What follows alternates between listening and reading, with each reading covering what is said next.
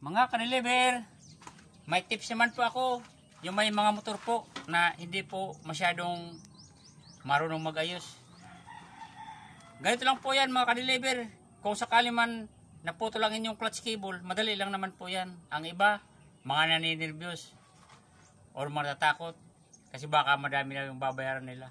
Kaya mo naman yung ayusin para huwag ka na magbayad ng mekaniko.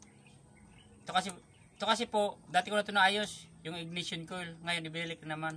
Kaya tinuturan natin yung mayari nito. Kumuha ka lang po ng 12mm. Buksan mo lang po dito. Papalitan natin ng clutch cable. Naputol na kasi, ka-deliver. Naputol lang clutch cable niya.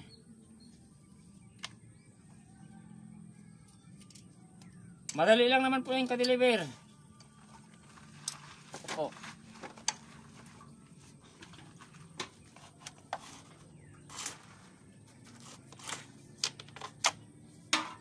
Basta tandaan mo lang kung saan dumaan yung clutch cable. Ito po ka-deliver.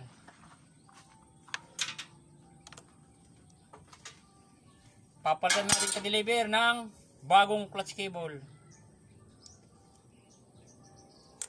Ganito lang po yan. Para hindi na kayo magbayad ng mekaniko. Madali naman po yan mga ka-deliver.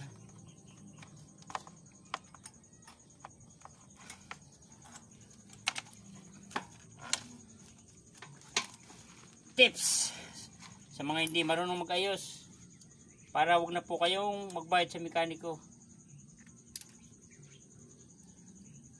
Mga ka-deliver. Ito po ilalagay mo dito sa clutch.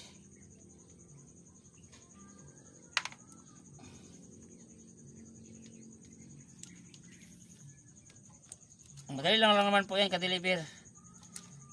At ito po ilalagay mo to, i-adjust mo lang kung hanggang saan yung timplada ng clutch niya. Baka masobran mo naman ng adjust, baka slide na ka-deliver.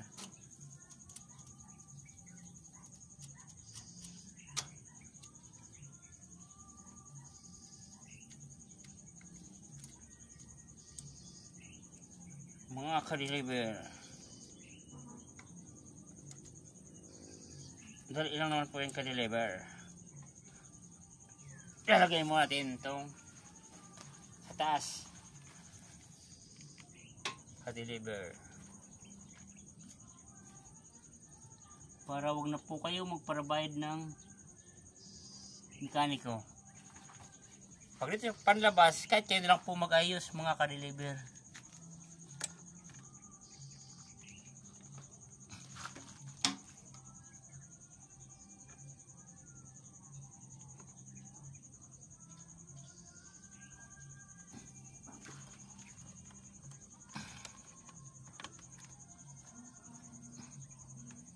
Tapos papatama mo lang ka-deliver sa guide. Okay na siya, ka-deliver, nakapasok na po. Dito mo lang po ka-deliver adjust sa baba.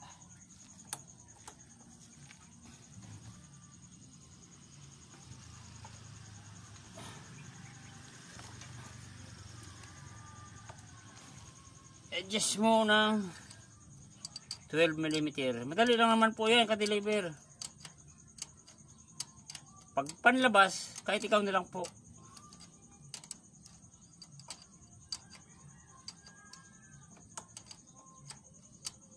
At pakiramdaman mo lang po.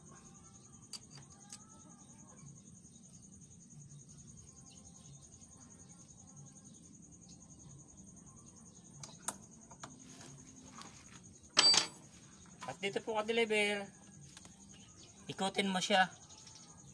Ikutin mo siya dito para itong cable hindi siya matanggal pa ganun.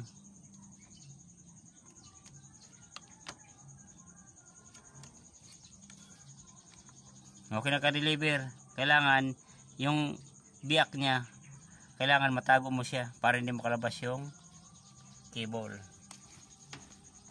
Okay na po ka-deliver. Napakadali naman po. Like and share na lang po. Ka-deliver vlog. Salamat po. Like and share na lang.